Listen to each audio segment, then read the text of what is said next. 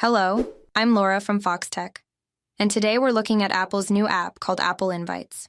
It's designed to help you create and manage event invitations easily. Let's go over how it works and what you need to know.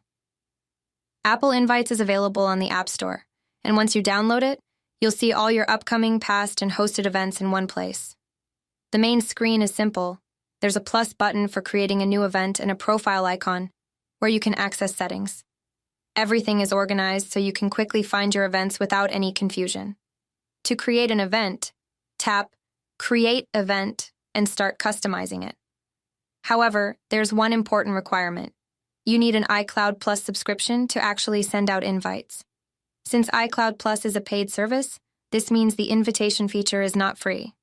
If you don't have a subscription, you can still design an event, but you won't be able to send it out to others.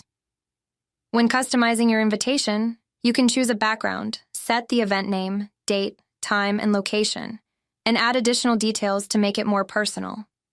The host's name is included, so guests know who's organizing the event. Once everything is set, there's a preview button that lets you see exactly how your invite will look before sending it out.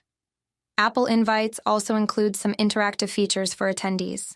There's a shared album where guests can upload and view event photos in one place. This makes it easy to collect memories from the event without having to send pictures individually.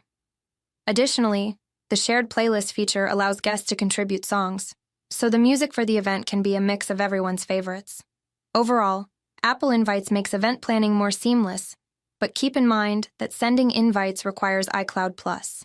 If you're already using Apple's ecosystem, it's a convenient way to manage everything in one place. Thanks for watching.